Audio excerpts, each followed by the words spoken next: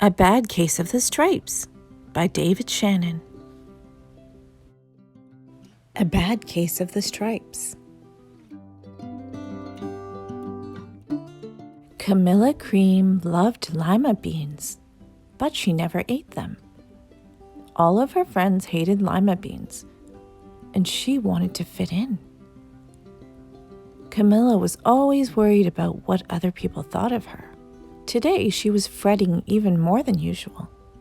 It was the first day of school, and she couldn't decide what to wear. There were so many people to impress. She tried on 42 outfits, but nothing seemed quite right. She put on a pretty red dress and looked in the mirror. Then she screamed. Her mother ran into the room and she screamed too. "Oh, my heavens," she cried. "You're completely covered with stripes." This was certainly true. Camila was striped from head to toe. She looked like a rainbow. Mrs. Cream felt Camila's forehead. "Do you feel all right?" she asked. "I feel fine," Camila answered. "But just look at me." "You get back in this bed this instant," her mother ordered. "You're not going to school today." Camila was relieved. She didn't want to miss the first day of school, but she was afraid of what the other kids would say. And she had no idea what to wear with those crazy stripes.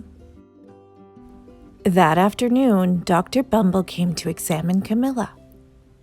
"Most extraordinary," he exclaimed. "I've never seen anything like it. Are you having any coughing, sneezing, runny nose, aches, pains, chills, hot flashes, dizziness, drowsiness, shortness of breath, or uncontrollable twitching?" "No," Camila told him. "I feel fine." "Well then," Dr. Bumble said, turning to Mrs. Cream, "I don't see any reason why she shouldn't go to school tomorrow. Now here's an ointment that should clean up those stripes in a few days. And if it doesn't, you know where to reach me." And off he went. The next day was a disaster. Everyone at school laughed at Camila. They called her Camila Crayon and Night of the Living Lollipop. She tried her best to act as if everything were normal, but when the class said the Pledge of Allegiance, her stripes turned red, white, and blue, and she broke out in stars. The other kids thought this was great. One yelled out, "Let's see some purple polka dots." Sure enough, Camila turned all purple polka dotty. Someone else shouted, "Checkerboard!" And a pattern of squares covered her skin. Soon, everyone was yelling out different shapes and colors. And poor Camila was changing faster than you can change channels on a TV. That night, Mr. Harms, the school principal, called. I'm sorry, Mrs. Cream," he said. "I'm going to have to ask you to keep Camila home from school. She's just too much of a distraction. And I've been getting calls from the other parents. They're afraid those stripes might be contagious." Camila was so embarrassed. She couldn't believe that 2 days ago everyone liked her. Now nobody wanted to be in the same room as her. Her father tried to make her feel better. "Is there anything I can get you, sweetheart?" he asked. "No, thank you," sighed Camila. Well, what she really wanted was a nice plate of lima beans. But she had been laughed at enough for one day. Well, yes, I see," Dr. Bumble mumbled when Mr. Cream phoned the next day. "I think I'd better bring in the specialist. We'll be right over." About an hour later, Dr. Bumble arrived with 4 people in long white coats. He introduced them to the Creams. "This is Dr. Grop, Dr. Sponge, Dr. Cricket, and Dr. Young." Then the specialists went to work on Camila. They squeezed and jabbed, tapped and tested. It was very uncomfortable. "Well, it's not the mumps," concluded Dr. Grop. "Or the measles," said Dr. Sponge. "Definitely not chicken pox," put in Dr. Cricket. "Or sunburn," said Dr. Young. "Try these," said the specialists. They each handed her a bottle filled with different colored pills. "Take one of each before bed," said Dr. Grop. Then they filed out the front door, followed by Dr. Bumble.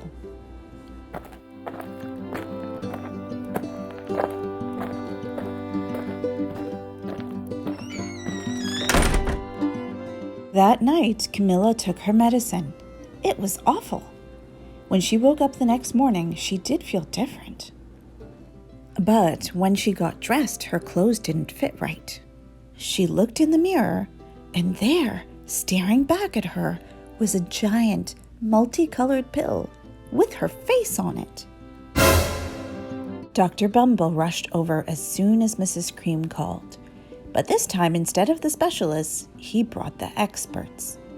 Dr. Gord and Dr. Mellon were the finest scientific minds in the land. Once again, Camila was poked and prodded, looked at and listened to. The experts wrote down all sorts of numbers. Then they huddled together and whispered. Dr. Gord finally spoke. "It might be a virus," he announced with authority. Suddenly, fuzzy little virus balls appeared all over Camila. "Or possibly some form of bacteria," said Mr. Mellon. Out popped squiggly little bacteria tails. "Or it could be a fungus," added Dr. Gord. Instantly, Camila was covered with different colored fungus blotches. The experts looked at Camila, then at each other. "We need to go over these numbers again back at the lab," Dr. Gord explained. "We'll call you in the morning when we know something." But the experts didn't have a clue, much less a cure. By now, the TV news had found out about Camila. Reporters from every channel were outside her house, telling the story of the bizarre case of the incredible changing child. Soon, a huge crowd was camped out on the front lawn.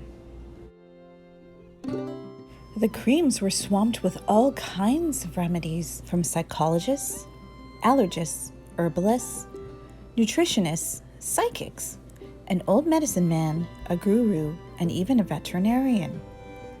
Each so-called cure only added to poor Camila's strange appearance, until it was too hard to even recognize her. She sprouted roots and berries and crystals and feathers and a long furry tail, but nothing worked. One day, a woman who called herself an environmental therapist claimed she could cure Camila. "Close your eyes," she said. "Breathe deeply and become one with your room." "Oh, I wish you hadn't said that," Camila groaned. Slowly, she started to melt into the walls of her room. Her bed became her mouth. Her nose was a dresser. And 2 paintings were her eyes. The therapist screamed and ran from the house. "What are we going to do?" cried Mrs. Cream. "It just keeps getting worse and worse." She began to sob. That moment, Mr. Cream heard a quiet little knock at the front door. He opened it, and there stood an old woman who was just as plump and sweet as a strawberry. "Excuse me," she said brightly, "but I think I can help." She went into Camila's room and looked around. My goodness, she said with a shake of her head. What we have here is a bad case of the stripes. One of the worst I've ever seen. She pulled a container of small green beans from her bag. Here, she said. These might do the trick. Are those magic beans? Asked Mrs. Cream. Oh my, no, replied the kind old woman. There's no such thing. These are just plain old lima beans. I bet you'd like some, wouldn't you? She asked Camilla. Camilla wanted a big, heaping plateful of lima beans more than just about anything, but she was still afraid to admit it. Yuck, she said. No one likes lima beans, especially me. Oh dear, the old woman said sadly. I guess I was wrong about you. Put the lima beans back in her bag and started toward the door. Camilla watched the old woman walk away. Those beans would taste so good, and being laughed at for eating them was nothing compared to what she'd been going through. She finally couldn't stand it. Wait, she cried. The truth is, I really love lima beans. I thought so, the old woman said with a smile. She took a handful of beans and popped them into Camilla's mouth. Said Camilla. Suddenly, the branches, feathers, and squiggly tails began to disappear. The whole room swirled around. When it stopped, there stood Camilla, and everything was back to normal. I'm cured, she shouted. Yes, said the old woman. I knew the real you was in there somewhere. She patted Camilla on the head, and then she went outside and vanished into the crowd. Afterward, Camilla wasn't quite the same. Some of the kids at school said she was weird, but she didn't care one bit. She ate all the lima beans she wanted, and she never had a touch of the stripes again. The end. Thank you for listening. If you like this story, please give it a thumbs up. And if you want to hear more stories, please subscribe to the Storytime channel. Have a great day.